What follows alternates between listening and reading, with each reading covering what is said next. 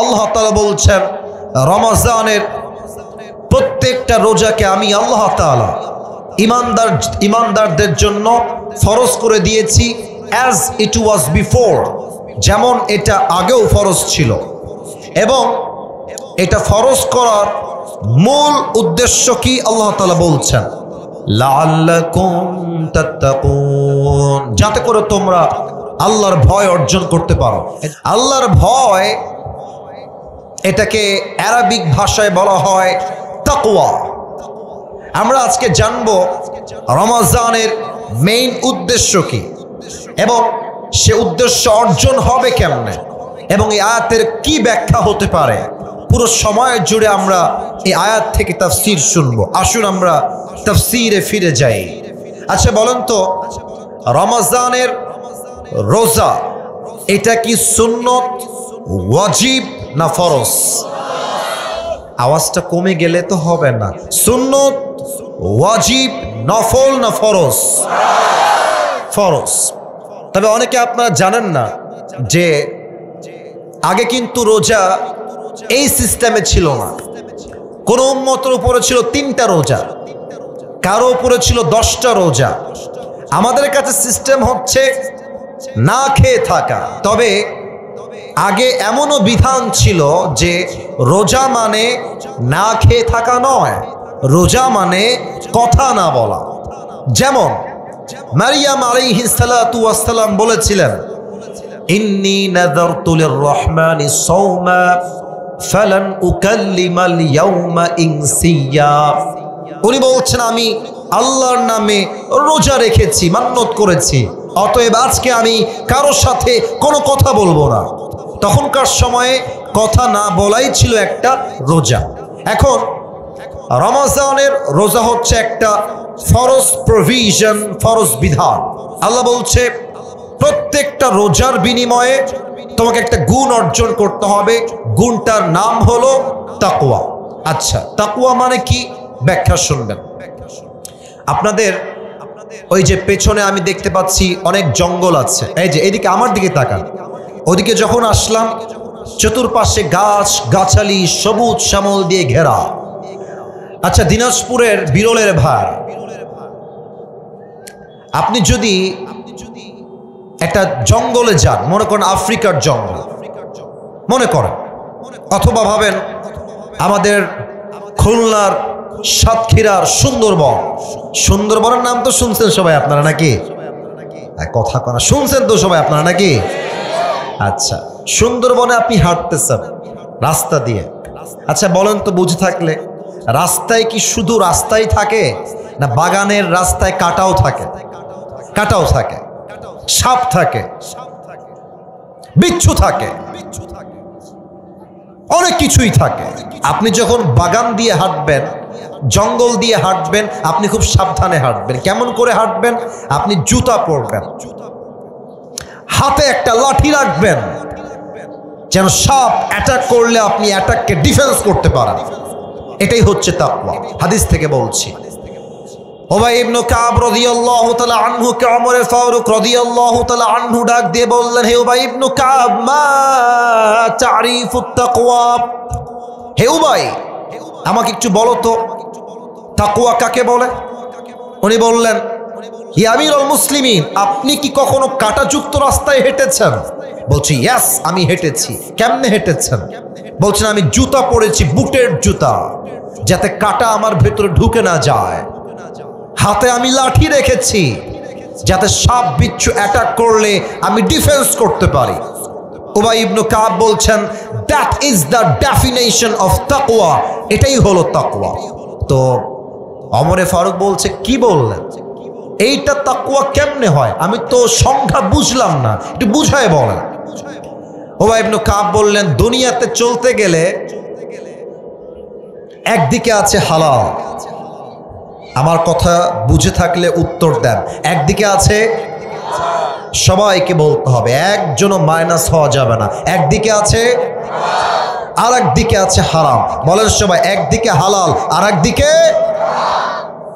আপনি যদি মুসলমান হন, আমি আপনাকে দুইটা অপশন দিচ্ছি। এক, আমি তোমাকে একটা সরকারি চাকরি দিব, যেই সরকারি চাকরির বেতন হবে মাস শেষে 70,000 টাকা, ফর এন এক্সাম্পল, উদাহরণ হিসেবে। আর তোমাকে এই চাকরি করার জন্য প্রথমেই 10 লাখ টাকা ঘুষ হিসেবে দেওয়া লাগবে। আর সেকেন্ড অপশন হলো কোনো চাকরি নয়, তোমাকে দিনাজপুর শহরে একটা ভ্যানের মধ্যে করে মুড়ি বিক্রি করতে হবে, যেখানে কোনো ঘুষ নাই, পুরোটাই হালাল। আপনি যদি মুসলমান ঘরের সন্তান হয়ে থাকেন, আপনি বলবেন যেই চাকরি করতে আমাকে ঘুষ দেওয়া লাগে ওই চাকরির মুখে আমি লাথি মারি। আমি ভ্যান চালায় খাবো, জমিতে আমি চাষ করে খাবো, আমি কৃষক হয়ে থাকবো, আমি ঝালমুখ মুড়ি বিক্রি করে খাবো, আমি মানুষের জমিনে খেটে খাবো, তবু আল্লাহর জমিনে বেঁচে থাকতে হারামের একটা পয়সা আমি গ্রহণ করতে পারবো না। ঠিক কিনা বলেন? দিস ইজ তাকওয়া। হারামকে অ্যাভয়েড করবেন, হালালকে অ্যাকসেপ্ট করবেন, আপনি মুত্তাকি হয়ে যাবেন। নাম্বার 1। নাম্বার 2, আচ্ছা এখন বাজে মনে করেন রাত 12টা। এই জাস্ট মনে করেন, যদি এখন রাত 12টা বাজে, আশেপাশে কি আলো থাকবে না অন্ধকার হয়ে যাবে? আসতে না, আরো জোরে, আলো না অন্ধকার? কালকে দেখলাম প্রচুর কুয়াশা, অনেক কুয়াশা রাস্তায়। আচ্ছা বলেন তো প্রিয় ভাইরা, কুয়াশার মাঝে গাড়ি আমরা চালাই, আমি নিজেও গাড়িতে বসি, আমার তো প্রোগ্রাম থাকে পুরো বাংলাদেশে। আমি খুব খেয়াল করেছি কুয়াশার ভেতরে আমার ড্রাইভার বসে এই দিকে, আর আমি ড্রাইভারের পেছনে বসি না, আমি বসি এই পাশে। আমার কথা কি বোঝা যায় নাকি যায় না? আচ্ছা, আমি খুব খেয়াল করেছি, আমি প্রশ্নও খেয়াল করলাম যে যখন কুয়াশা থাকে একটু পর পর আমাদের গাড়ির যে গ্লাস আছে, গ্লাস, সামনের যে গ্লাস যেটাতে আমরা সব কিছু দেখি, গাড়ি আসছে কিনা, কেউ ক্রস করছে কিনা, রাস্তায় কেউ আছে কিনা, ওই গ্লাসটা কুয়াশার পানিতে পুরোটা ঝাপসা হয়ে যায়, দেখা যায় না। আবার দেখবেন যখন কুয়াশা পড়ে দিনাজপুরে, কুড়িগ্রামে, রংপুরে, দেখবেন যেই বাস চলে 120 গতিতে, যেই বাস চলে 170 গতিতে, 150 গতিতে, 100 গতিতে, দেখবেন ওই বাস কুয়াশার সময় চলে মাত্র 30 অথবা 40। কেন? সামনে কিছু দেখা যায় না। এবার বলেন তো, প্রচুর কুয়াশা, পুরো মাঠ কুয়াশা দিয়ে ভরা, রাত বাজে 2টা, আপনি আছেন বাসার ভেতরে, আপনার লাইট বন্ধ, the door is locked, the window is locked, জানালাও বন্ধ, দরজাও বন্ধ।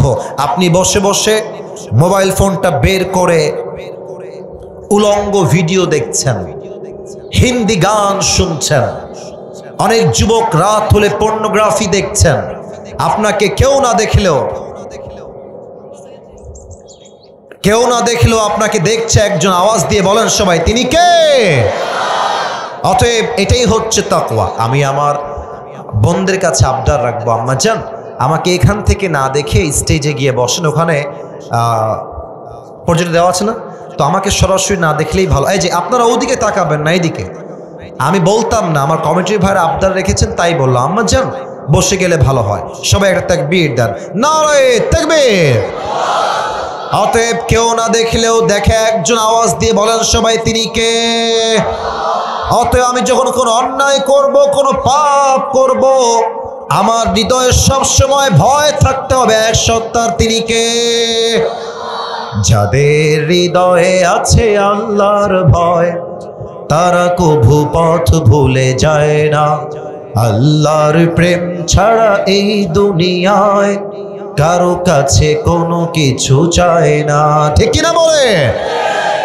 রাতের আধারে যারা সিজদাতে রয়, দু চোখের অশ্রুতে নদী যেন বয়, ছলনার হাত ছানি যতই আসুক, ছলনার হাত ছানি যতই আসুক, পেছনে ফিরেও সে তাকায় না।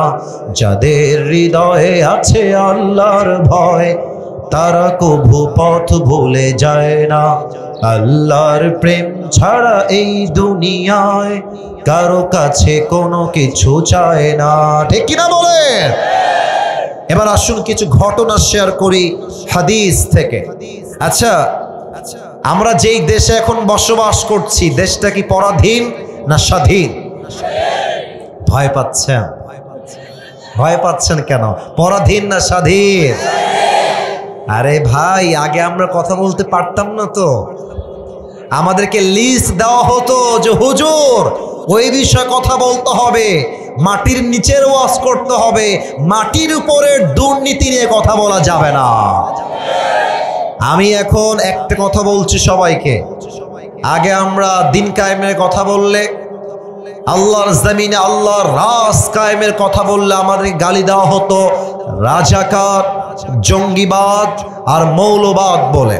আর আমি নিজে দেখেছি তাফসীর মাহফিলে হুজুর স্টেজের চেয়ারে বসে ওয়াজ করছেন, আর কিছু পাতি নেতা এসে একটা বাড়ি মারতো মাইকে এসে, মাইক কেড়ে স্টেজ থেকে বক্তায় গ্রেফতার করত। যদি কোনো বাপের বেটা আজকে থাকেন, আমাকে বাধা দিবেন এই বিরলের মাটিতে, ওয়েলকাম, আসেন। আপনার পিঠের চামড়া যুবকরা একটাও বাকি রাখবেন আজকের মাহফিলে। আমাদের কথা একটা, আমরা স্বৈরাচারের দেশ দেখেছি, আমরা জুলুমের দেশ দেখেছি, আমরা আগামীতে এই দেশ আর দেখতে চাই না। আগামীর দেশ হবে ইসলামের বাংলাদেশ, কোরআনের বাংলাদেশ। হাত তুলে বলেন সবাই, ঠিক কিনা? আসুন আমরা আপনাদেরকে বুঝাই বলি, আল্লাহর রাষ্ট্র চালাইতে হলে তাকওয়ার কত প্রয়োজন আছে। প্রশ্ন করছি সবাইকে, দেখা যাক উত্তর করতে পারেন কিনা, দেখা যাক। বলেন তো ইসলামের মোট খলিফা কয়জন? বলেন সবাই, আমার হাত দেখে কয়জন? আচ্ছা, দেখা যাক। এই যে আওয়াজ না, ওরা নামলে নামুক, না নামলে নাই। আওয়াজ, ও যুবকদের কষ্ট, যুবকরা আমরা কলিজে, ওদের কষ্ট দিবেন না, মেহরবানি করে থামেন। প্রিয় ভাইয়ারা, বলেন ইসলামের কয়জন খলিফা? বলেন তো প্রথম খলিফার নাম কি? মাশাআল্লাহ, অনেকে বলে ফেলেছেন। এবার সবার থেকে জানতে চাই, ইসলামের প্রথম খলিফার নাম কি? আবু বকর রাদিয়াল্লাহু তাআলা আনহু। ওনার কাছে আমাদের দেশ যিনি প্রধানমন্ত্রী ছিলেন 5 আগস্টের আগে, নাম কি ছিল? আপনারা কেন বলেন নাম কি ছিল? শেখ হাসিনা। আমি কোনো রাজনৈতিক আলাপ করবার জন্য মাহফিল আসি না, আমি আগেই বলে দিচ্ছি, আপনারা কোনো রাজনৈতিক দলের লোক মনে করবেন না। দেখেন, ওনার কাছে যদি ওনার সন্তান এসে বলে যে আমার একটা ব্র্যান্ডেড জামা লাগবে, তখনকার কথা, 5 আগস্টের পূর্বের কথা, উনি যদি বলেন যে তোমাকে ব্র্যান্ডেড জামা কিনে দিব, আমার কাছে সেই টাকা নাই, এটা বাংলার একটা ছোট্ট বাচ্চা বিশ্বাস করতে রাজি হবে না, ঠিক কিনা বলেন? তারা তো আমাদের দেশ থেকে 1 কোটি নয়, 2 কোটি নয়, কয়েকশো কোটি টাকা, লক্ষ কোটি টাকা দেশ থেকে বিদেশের মাটিতে পাচার করে দিয়েছে, চুরি করে, ঠিক কিনা বলে? আবু বকরের কাছে তার সন্তান আসছে এবং তার মা আসছে, অর্থাৎ সন্তানের মা এসে বলছে, ইয়া আবু বকর, সন্তানের পক্ষ থেকে ছোট্ট একটা আবদার আছে আমাদের কাছে। কি আবদার বলো? তো বলছে, আপনার সন্তানরা আরবের সবচেয়ে দামি খাবার সারিদ খেতে চায়। মুরব্বীরা যারা এসেছেন আপনারা বুঝবেন, আমাদের দেশে মুরগির গোস্তের চাইতে গরুর গোস্তের দাম কম না বেশি? মাসে হয়তো বা মধ্যবিত্ত পরিবারের সন্তান আমরা একবারও গরুর গোস্ত খাইতে পারি কিনা সন্দেহ। তো এসে বলছে সারিদ খেতে চায়, আপনি কিনে দেন। একজন রাষ্ট্রের প্রধানমন্ত্রী তিনি বলছেন, আমি যে আমার সন্তানদেরকে সারিদ কিনে খাওয়াবো, ওই টাকা আমার কাছে নাই, তোমরা আমাকে মাফ করে দাও, যাও। একজন প্রধানমন্ত্রী কি বলছেন? সারিদ কিনবো, আমার কাছে টাকা নাই। এবার আবু বকর রাদিয়াল্লাহু তাআলা আনহু এই কথা বলে বাড়ির থেকে বের হয়ে গিয়েছেন। দীর্ঘ 3 থেকে 4 মাস পরের কথা, আবু বকর রাদিয়াল্লাহু তাআলা আনহু একবার বাসায় ঢুকেছেন। বাসায় ঢুকেই দেখছেন তার বইয়ের হাতে ছোট্ট একটা প্লেট রাখা। বলছে, প্লেটে কি ঢাকা? দেখি, খোলো তো প্লেটটা। প্লেট খুলেই দেখছে প্লেটে কয়েকটা সারিদের টুকরা রাখা আছে। এবার আবু বকর বলছে, সারিদ তোমরা পেলে কই থেকে? আমি তো সারিদ ক্রয় করি নাই তোমাদের জন্য, আসলো কই থেকে?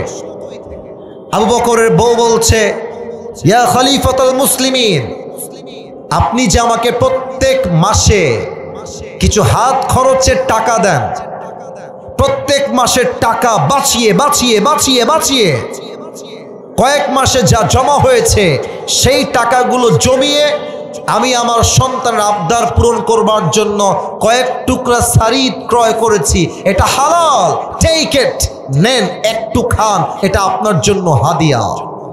আবু বকর নিয়েছেন, সারিদগুলো খেয়েছেন, খেয়ে সোজা সংসদ ভবনে চলে গিয়েছেন। রাষ্ট্রের প্রধান দায়িত্বশীল এমপি, মন্ত্রী, মেয়র, পুলিশ সবাইকে ডেকে বিশাল লম্বা একটা সভা করেছেন।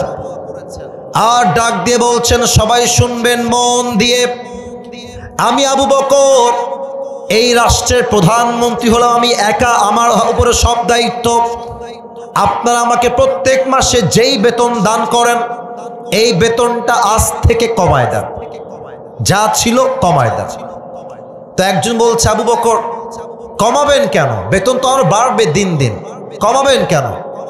আবু বকর ডাক দিয়ে বলছে, শোনো, আমার প্রত্যেক মাসের বেতন থেকে টাকা বাঁচিয়ে আমার বউ আমার জন্য, সন্তানের জন্য সারিদ ক্রয় করেছে। এর দ্বারা প্রমাণ হয়ে গিয়েছে যে আমার সংসার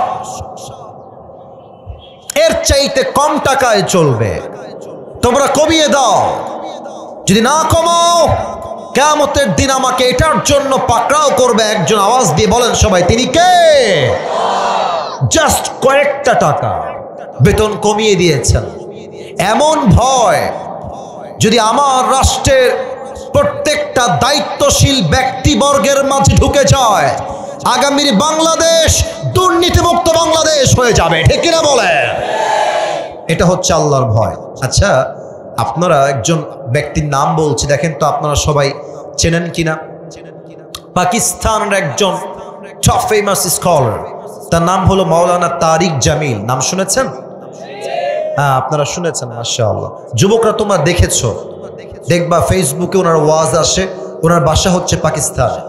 দেখবা অলওয়েজ সাদা পাঞ্জাবি পরে, অলওয়েজ সাদা পাগড়ি, সাদা পায়জামা। তো আমি সেই দিন তাকওয়াকে নিয়ে স্টাডি করছিলাম, রিসার্চ করছিলাম যে তাকওয়া আসলে ইসলামে কাকে বলা হয়। তো আমার হঠাৎ করে আমার সামনে একটা, যা সত্য তাই বলবো, বানিয়ে বলার কোনো চান্স নাই, মিডিয়া আমার কথাগুলো রেকর্ড করছে, একটা ছোট্ট বক্তব্য আমার সামনে আসলো, যে বক্তব্যের টাইটেল ছিল এরকম উর্দুতে, আল্লাহ কা ডর বন্দে কে দিল মে कैसा होना चाहिए। আল্লাহর ভয় বান্দার অন্তরে কেমন থাকবে, আজীব এক ওয়াকিয়া, অবাক করা একটা ঘটনা আমি ওপেন করলাম।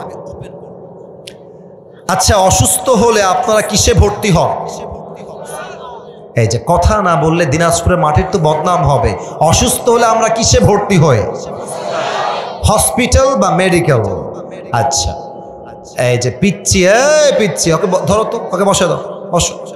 ব্যাটা তো ঠ্যাং ভেঙে ফেলবো রে, চুপ করে বসো, কলিজা বাবু বসে পড়ো। সবাই তাকবীর দেন, নারায়ে তাকবীর। ভাইরা, 1 ঘন্টা ওয়াজ হয়ে গেছে, একটু পরে আজান দিবে। আমরা জানি শেষ ভালো যার, ওরে ভাই বলেন, শেষ ভালো যার।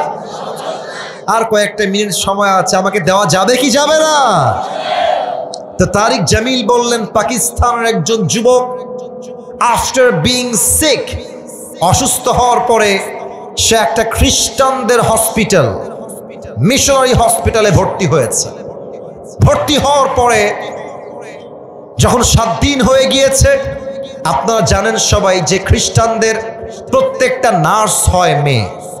আমাদের বাংলাদেশে মেডিকেলগুলোতেও নার্স হয় মেয়ে, আর বেশিরভাগ নার্সরা কিন্তু দেখতে অধিকাংশই হাসবেন না, সুন্দরী হয়, এটাই সত্য কথা। তো পাকিস্তান তো আরো সুন্দরী। তো তারিক জামিল বললেন, একজন খ্রিস্টান নার্স যখন যুবকটা প্রায় 7 দিন যাবৎ ভর্তি আছে, যখন তাকে রিলিজ পেপার দেওয়া হবে, তখন খ্রিস্টান নার্স রিলিজ পেপার নিয়ে আসছে এবং নিয়ে এসে যুবকের ডান দিকে দাঁড়িয়ে আছে আর ডাক দিয়ে বলছে, मैं आपसे एक बात करना चाहती हूं, अगर आप मुझे इजाजत दे तो मैं उस बात को शेयर करना चाहती हूं। মেয়েটা বলছে, ভাই আপনি যদি আমাকে অনুমতি দেন আমি আপনার সঙ্গে 1 মিনিট কথা বলতে চাই। তো যুবকটার, আমাকে দেখবেন সবাই look at my face, look at my head, আমার মাথা দেখেন। যুবকটার মাথা অলওয়েজ মেয়ে আসলেই নিচের দিকে তাকায় না, মুসলমান তাকায় না, নিচের দিকে। তো যুবকটা মাথা নিচু করে বলছে, आप मुझे क्या कहना चाहती है बताइए, मैं आपकी बात सुन रहा हूं। বলেন কি বলবেন। তো মেয়েটা হচ্ছে খ্রিস্টান, যুবকটা হচ্ছে মুসলমান। মেয়েটা সোজা যুবককে ডাক দিয়ে বলছে, मैं आपसे शादी करना चाहती हूं, আমি আপনাকে বিয়ে করতে চাই। এটা কিন্তু হাসির কথা নয়, মূল মেসেজ একটু পরে পাবেন, আগে বোঝেন। যখন খ্রিস্টান মেয়ে বলছে আমি আপনাকে বিয়ে করতে চাই, যুবকের মাথার টনক নড়ে গেছে। আরে আমি হলাম মুসলমান, সে হলো খ্রিস্টান, সে আমাকে কোন বিবেকে বিয়ে করতে চায়? যুবক ঠান্ডা মাথায় বোনকে বলছে, বোন ठीक है, मैं समझ गया कि आप मुझसे शादी करना चाहती हैं, लेकिन एक बात है, यहाँ पे इतने सारे लड़के हैं, आप किसी से भी शादी करना नहीं चाहती, आप मुझसे ही शादी करना क्यों चाहती है? अरे বোন, ছেলের তো অভাব নাই, কত পেশেন্ট, কত যুবক, কত ডাক্তার এই মেডিকেলে বসে আছে, সবাইকে বাদ দিয়ে आप मुझे ही क्यों शादी करना चाहती है, আপনি আমাকে কেন বিয়ে করবেন? তো তারিক জামিল বললেন, যুবকের প্রশ্নের পরে নারীটা ডাক দিয়ে বলছে, मैं आपसे शादी करना चाहती हूँ, इसका एक बहुत बड़ा रीजन है मेरे पास, একটা বিশেষ কারণে আমি আপনাকে বিয়ে করতে চাই। বলছে, বলেন কি কারণ, আমি শুনতে চাই।